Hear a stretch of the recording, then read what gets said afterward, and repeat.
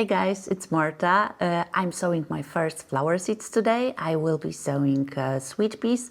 I wanted to share all of my tips and tricks of how to sow them and how to grow them to get the best results. They are beautifully scented flowers you can bring home as tiny bouquets, or you can have them in the garden and they will have beautiful scent and they will attract pollinators. Let's begin the sweet peas sowing guide for 2025.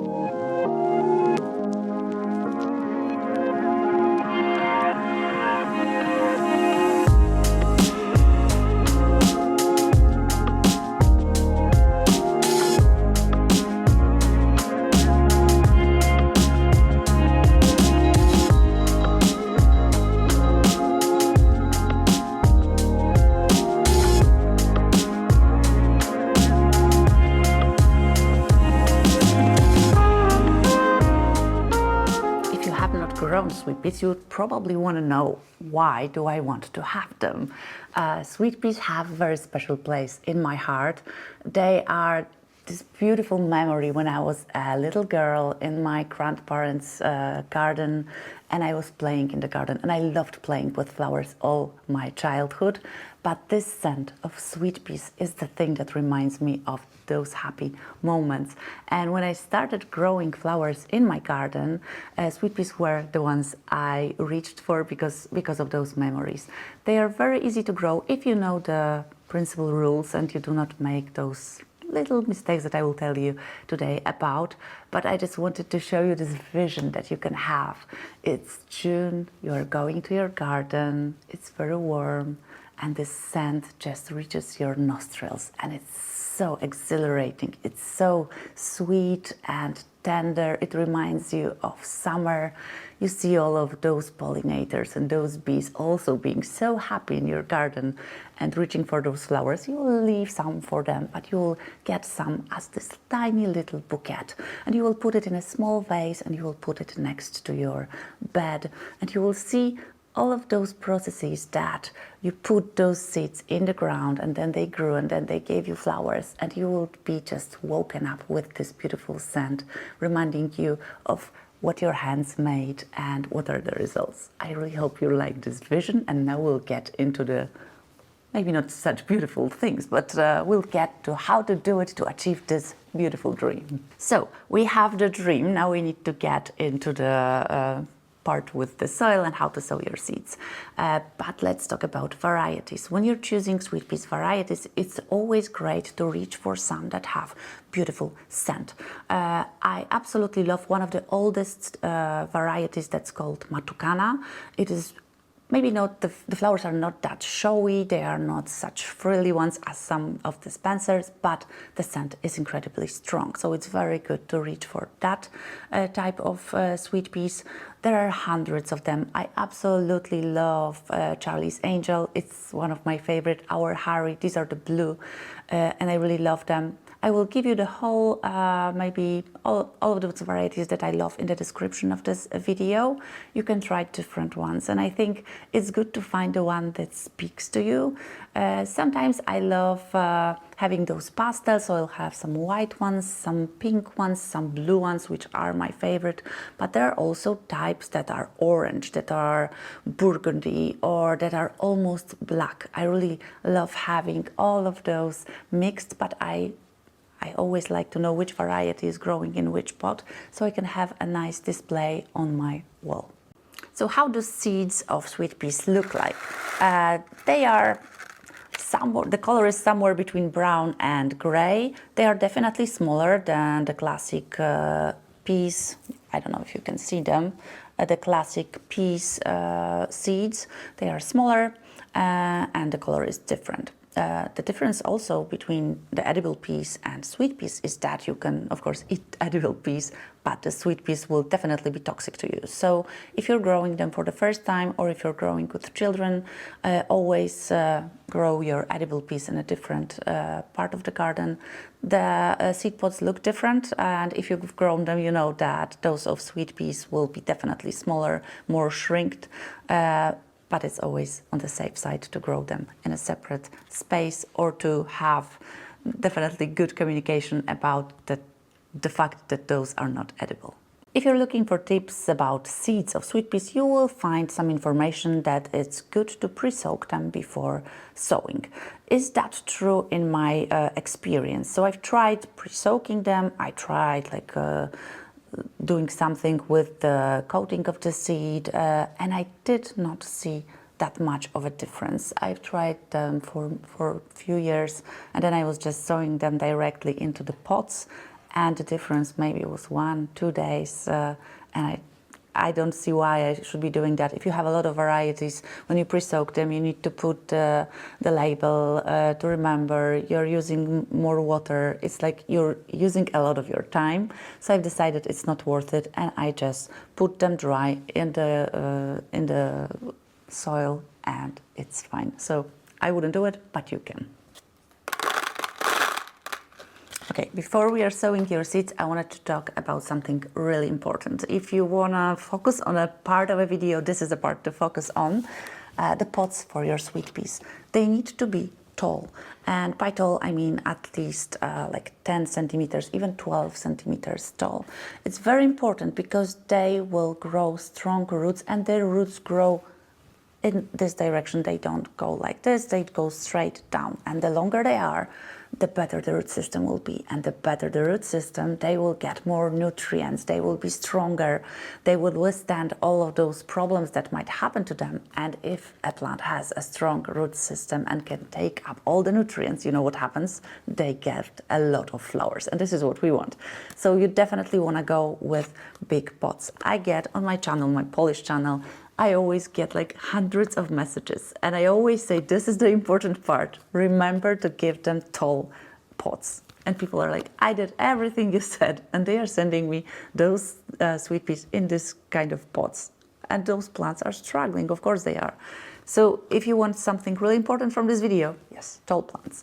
What about root trainers? I've tried them, but for me it's a lot of space. I was having problems last year with good watering system for them, and maybe it's because I've been growing in those, they are called P9 pots. Maybe it's because of that. I just had better results with those, and I can, because I put like 4 seeds in one pot, they grow as a clump, and I don't divide them because they absolutely hate it. Maybe that's why. But if I would be to say what is my secret, growing them in these kinds of pots. When you're growing in pots, always remember that they need to have drainage holes. If you're using like maybe a container that had a yogurt in, and it is a tall container, then make those holes and make more than one. The drainage has to be good, because whenever the water stands at the bottom of the pot, there is a possibility of root rotting and some kind of bacteria that are happy in the situation when there is not too much oxygen, they will thrive, and we don't want that. So we want those roots to breathe. So drainage holes, very important. So what kind of potting soil do you use when sowing your sweet peas? I'm using a potting soil, and this is how it looks like. It is a Polish brand, and I think they sell also this potting soil in Germany, I think. So if you're in Europe, you can search for it. I absolutely love this product because I've been using it for 7 years, and I've never had problems with any kind of fungal diseases or problems with rotting of my plants. So if something works, I stick to it. So I really love using that. Then I always add vermiculite or perlite because it gives the soil a more airy texture. The roots will grow so much better. I've seen that whenever I add it to the potting mix, I will also always see that the root systems are looking definitely better. You want a robust root system. The stronger it is, the more you can see the different types of roots. It's always better, and those plants will always be the strongest. If you're sowing a lot of varieties, please use your labels, because then when you go to the garden, and trust me, I've been so confident about this that I will remember what I sow and where, and maybe it's my age, I'm almost 50, but I do not remember. And I think this problem was also apparent when I was 30, so I think it's just too many flowers. So it's good to use labels to remember what is growing where, which variety. Then you will know which one had a beautiful scent, which one you loved, which one lasted longer. And for next year, when you're trying a few of them, you will just stick to your favorite ones. So it's good to have labels. I'm using plastic labels, but whenever I use them and I have like writings from last year, this is Chantilly Pink and Chantilly Bronze, that means that were the Snapdragons, and I either just cross it out and put the new name on this part, or you can use the nail polish remover and it removes beautifully all of those marker stains. And if you're using markers, it's quite important to use markers that are UV resistant, because sometimes you'll write your name with a marker and you'll be sure that it's there, and then the sun operates and you lose all of your writings. So it's good to use. This one is called garden marker. It's called Artline, and it's a good one. I've been using it for a few years, and then you'll need a dibber to make the holes for your sweet peas. That's all we'll be using. Okay, now it's time to do some work.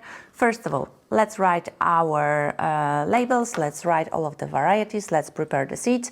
Then I will mix my potting soil with vermiculite, and then I will fill my pots with the soil. A little tip, I don't know if it's important, but when you're cleaning your pots like me, because I've been using them for like 7 years, when I'm cleaning them and they are wet, it's good to leave them to completely dry. When I'm working with the potting mix and the vermiculite that are also dry, and the dry pots, they are very, very clean and you don't make the mess in the house. And then we will be watering them once everything is finished.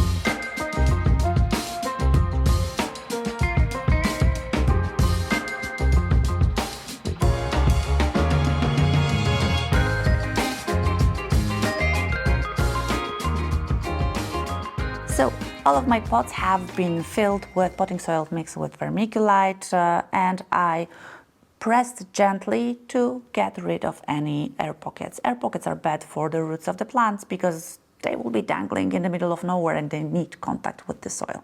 So we want to press, but we don't want to press like super hard so it's compacted. Then I will be putting 4 seeds, 3 to 4 seeds in one pot. I will be making 4 holes in each corner of this pot, and this really works for me. And this will be like one plant, it will be a clump. We will not be dividing this, will not be messing up with the roots of sweet peas because they absolutely hate it.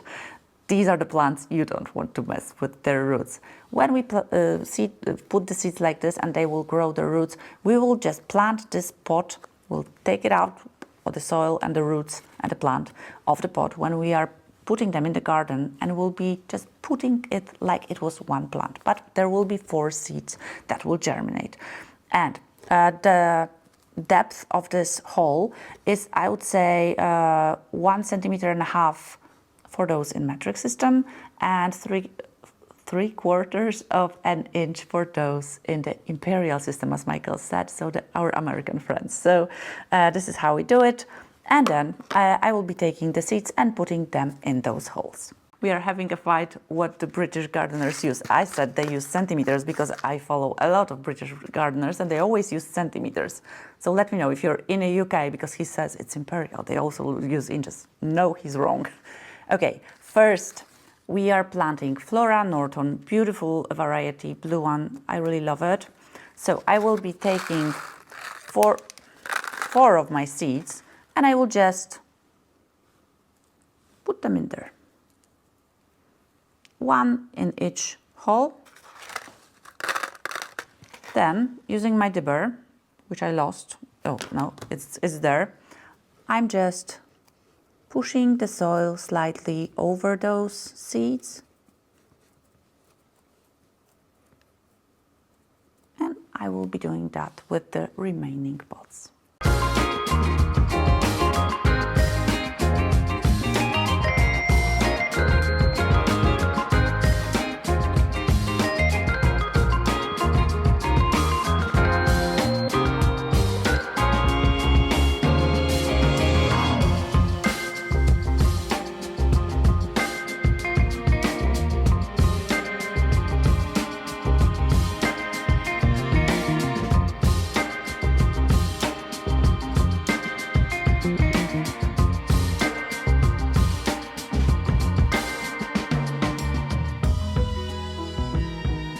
So we've sown our seeds, congratulations, this is the beginning of their new life. But to start the new life, we definitely need water. I'm watering my sweet peas in trays. These are garden trays. I absolutely love them. They are very stiff, very long-term ones. I've been using them for a few years now. When you're putting the water in the tray, make sure that almost half of the height of the pot is covered with water, and give them like 2 hours and they will fully rehydrate. With sweet peas, you can also water them from above. If you have a gentle stream of water with tiny seeds, when we'll be sowing, because these are big seeds, but when we are sowing tiny seeds that need light for germination, it's always better to water from underneath, because we will not make it that the water takes those seeds in the deeper levels, because when they are washed with water and they will not reach light, for some of the other varieties it will be a problem. But with sweet peas you can use both methods, because these are big seeds, they don't need light to germinate, so it's fine. But I definitely prefer the watering from beneath method, because it's very, very clean and very efficient.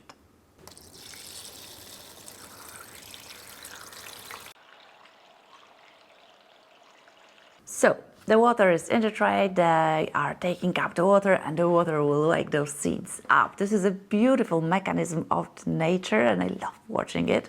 Now, for the seeds to sprout and to begin their life, they need water, they need this situation in the pots, but they also need good temperature. This prevents them to waking up in the middle of the winter, so we need to give them good temperature. So like the temperature you're looking for is 15 degrees Celsius or above. I've had great results. If you're looking for fast results, putting my trays in my bathroom. I have floor heating in the bathroom, it's really warm, so I've seen results with sweet peas in like 7 to 10 days, if you're in a hurry. But look at the weather outside. The moment we will see those little tiny heads of sweet peas, those things that will be just appearing above the soil, we will need to bring them into colder environments. So I will be bringing them to my greenhouse. If you have like a space that they will not be reached by hard frosts, they can withstand like slight minus temperatures, so like -1, maybe 3 degrees Celsius. But maybe not in the first days of their lives. It would be better if it was above 0. So I'm looking at the temperature outside in the next 2 weeks. I've seen that we'll have some -6, -7 at night. So I will not do what I usually do. So I will not put them on my bathroom floor, but I will put them in a room when there is 15 degrees Celsius, because it will be better. It will take a bit longer, but I will have the perfect moment to take them to the greenhouse in 2 weeks. That will be perfect. Sweet peas are hardy annuals, and they are hardy. So I always say they are not tiny, tender babies. These are plants that need warmth to sprout, but after they appear above the soil, they really need cold conditions. Not freezing cold, but really cold, and they need a lot of light. if you're a beginner gardener, you sometimes treat your plants as tiny babies and you're like, oh, it's so cold outside, I will not bring them out, I will put them on my windowsill and they will be there warm as me. So they are not happy about this situation. They definitely need colder temperatures, so like 4 to maximum like 15 degrees Celsius, but really cold, and they need a lot of light. The colder it is, they will not grow super high, but they will form a beautiful root system. So when we get them outside to the greenhouse when it's 5 degrees Celsius, they don't grow super fast, but what doesn't grow in the above the ground section does not mean that the root system is not developing. So they really benefit from putting them outside as soon as they get out of the soil, and then the root systems will be really beautiful. So please don't treat them like tiny vulnerable babies. Hardy annuals means they really prefer the hardy conditions. Okay guys, I'm crossing my fingers for your beautiful results with your sweet peas and other annuals we will be sowing in the next videos. I hope you will join me. If you do not want to miss our videos, please consider subscribing and hitting that subscribe button and the bell. Then you will get all of the notifications about new videos. There are a lot of them coming, and I hope you will use all of my tips and tricks to get beautiful flowers in your garden. We'll see you in the next one. Bye.